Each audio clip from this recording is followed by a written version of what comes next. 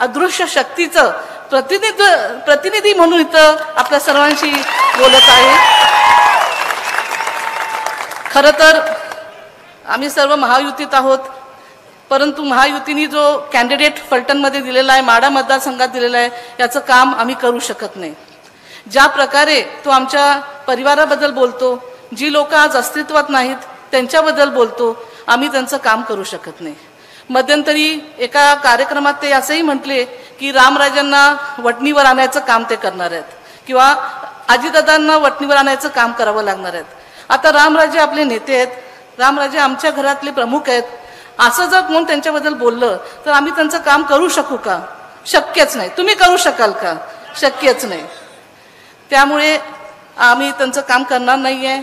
तसंच त्यांचे जे मान खटावचे जे मित्र आहेत त्यांनी एका कार्यक्रमात, एका सभेत देवेंद्र फडणवीस साहेब असतानाच एक असं संभाषण केलं। एक गोष्ट सांगितली त्यांनी जी काल्पनिक होती आणि ती अशी होती की ते म्हणाले की माझा ॲक्सिडेंट झाला आणि मी पडलो, ते कुठं पडलो तर रामराजांच्या स्मशानभूमीच्या इथं पडलो आणि त्यांचे पूर्वज तिथं होते आणि मला म्हणत होते या वर या, आणि मी त्यांना म्हटलं इतक्यात नाही। आता आमच्या पूर्वजांना आणायचं काय कारण आहे? त्यांना कोण आहेत ते आमच्या पूर्वजांबद्दल बोलणारे? काही काल्पनिक गोष्ट त्यांनी सांगितली, पण जी खरी गोष्ट होती ती ते सांगायचे विसरले। जेव्हा त्यांचा ॲक्सिडेंट झाला आणि ते खूप सिरियस होते तेव्हा जी ॲम्ब्युलन्स इथं त्यांना घ्यायला गेली होती ती कुणाची होती?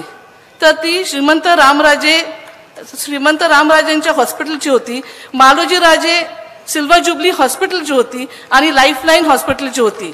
हे न सांगता त्यांनी फक्त आमचे पूर्वज काढले। आता तुम्ही सांगा त्यांचा प्रचार आम्ही कसा करायचा? येणाऱ्या 7 तारखेला मी माझं मत हे तुतारी वाजवणाऱ्या माणसालाच देणार आहे, माझ्या परिवाराचं पण मत त्यालाच जाणार आहे आणि आपल्या सर्वांना इथं विनंती करते की आपलं पण सर्वांचं मत फलटण तालुक्यात जास्तीत जास्त मताने आपण तुतारी वाजवणाऱ्या माणसाला द्यावं आणि धैर्यशील भाईंना विजय करून द्यावं, एवढी मी माझी आपल्या सर्वांना विनंती।